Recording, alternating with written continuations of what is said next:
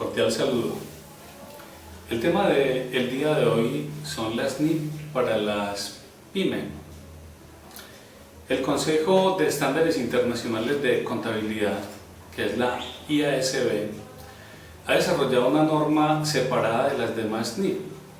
que pretende ser aplicable a los estados financieros de propósito general de las PYME, tal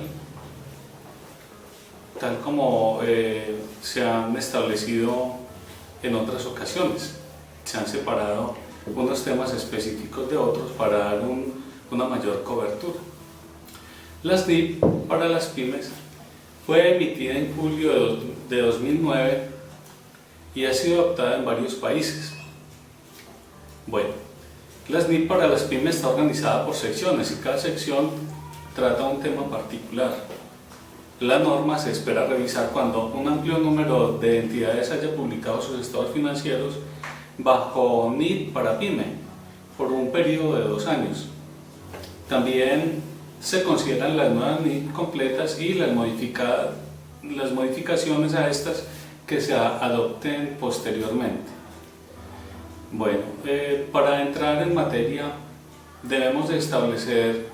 las definiciones que tanto la NIP como la normatividad colombiana se tienen al respecto.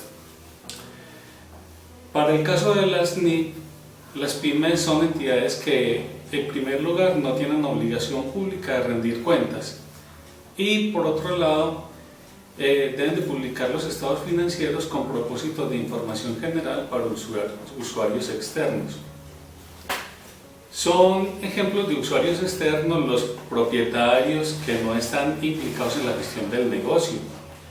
los acreedores actuales o potenciales y las agencias de calificación crediticia.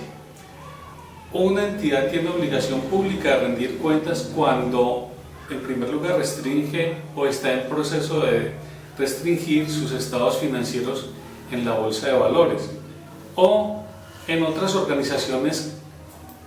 reguladores con el fin de emitir algún tipo de instrumentos en un mercado público. Por otro lugar, también mantienen activos en calidad de fiducia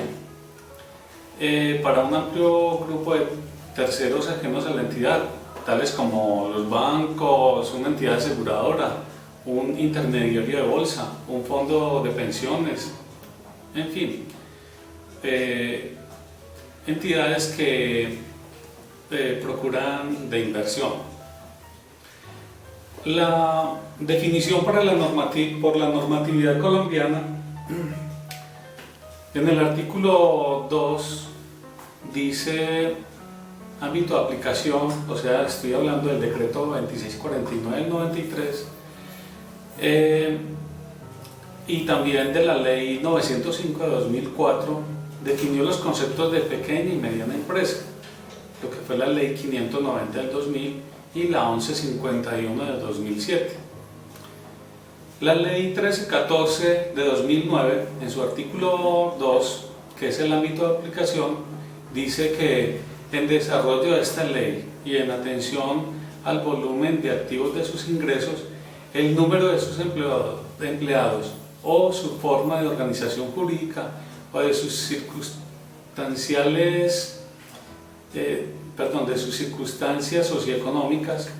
el gobierno autorizará de manera general que ciertos obligados lleven contabilidad simplificada, emitan estados financieros y revelaciones abreviadas o que estos sean objeto de aseguramiento de información de nivel moderado. En primer lugar, la mediana empresa sería entonces con una planta de personal entre 50 y 200 trabajadores, entre 51 y 200 trabajadores, que tengan también activos totales por valor entre 5.001 a 30.000 salarios mínimos mensuales legales vigentes. También se establece que la pequeña empresa recibe esta definición cuando su planta de personal está entre los 11 y 50 trabajadores. Los activos totales por un valor entre 501 y menos de 5.000 salarios mínimos mensuales legales vigentes. Y por último establece que una microempresa se define cuando su planta de personal no es superior a los 10 trabajadores o los activos totales, excluida la vivienda, por valor inferior a 500 salarios mínimos legales vigentes. Entendido esto en sus normas contables colombianas como las desarrolla por el decreto reglamentario 2649 del 93 y las establecidas por la Superintendencia Financiera de Colombia y la Supersociedad, es pertinente afirmar que, aunque para el sistema financiero existe un contenido normativo comparable entre normas contables colombianas e internacionales, para las pymes no hay un marco contable respecto a las combinaciones de negocio, toda vez que el tema no es tratado específicamente en la normatividad nacional. Pues se tiene que el decreto 2649 solo se refiere de manera tangencial a algunos aspectos de las combinaciones de negocios, tales como, en primer lugar, el artículo 29, para aclarar que respecto a las combinaciones de negocio se deben preparar estados financieros extraordinarios. De hecho, no se especifican las revelaciones particulares que en ellos se deben efectuar y el tratamiento para reconocer y evaluar los diferentes elementos activos y pasivos que se deben presentar en dichos balances. En segundo lugar, las normas contables colombianas unen el tratamiento de crédito mercantil o el famoso goodwill al de los activos intangibles, lo que incluye lo establecido en el Estatuto Tributario, en el cual se advierte que dicho goodwill se debe reconocer como un activo intangible a su costo de adquisición menos las amortizaciones realizadas hasta la fecha de cierre. En tercer lugar, se tiene que el marco nacional no reconoce la existencia o posible generación de un pasivo contingente junto con los costos de las combinaciones de negocio. En cuarto lugar, si bien el marco nacional indica que en cada cierre contable se deben evaluar el crédito mercantil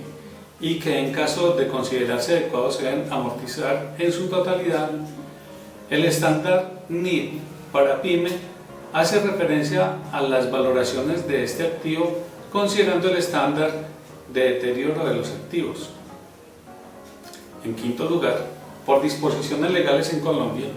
las combinaciones de negocios son reconocidas por el método de unificación de intereses, o sea, el valor en libros, frente al estándar NIF para PYME, que exige el registro de método de adquisición, también llamado método de compra, y su ajuste al valor razonable de cada uno de los activos y pasivos de las combinaciones de los negocios. Bueno. Y por último, en sexto lugar, al reconocer las combinaciones de negocios a su valor razonable, este tiene un impacto en el crédito mercantil, reconocido para efectos financieros contables y de impuestos. Por esto, la norma internacional NIF para PYME tiene un alcance más amplio que la legislación de Colombia, al tocar aspectos como la valoración inicial y posterior del crédito mercantil, su forma de amortización y vida útil, además de reconocer la realidad económica de estos negocios, al proponer un tratamiento para el crédito mercantil negativo y para los pasivos contingentes que se pueden presentar en la combinación de negocios. Por eso, la expedición de un estándar sobre esta materia eliminaría las diferencias de tratamiento que de hecho se han presentado por las distintas posiciones de los supervisores gubernamentales. Colombia entonces no tiene estudios que determinen efectos patrimoniales de las combinaciones de negocios realizadas para hacerle frente a la crisis económica. En relación con la norma internacional para pequeñas y medianas empresas, la NIF, en su capítulo para pymes, los siguientes aspectos necesitarían ser modificados en la normatividad colombiana, haciendo ese símil entre los dos sistemas. En primer lugar, es necesario introducir la medición del valor del dinero en el tiempo. En segundo lugar, si es el caso, los ajustes posteriores de algunos activos se hacen a valor razonable y se llevan a resultado. Y por último, y para finalizar, se deben mejorar las revelaciones relativas a los instrumentos financieros.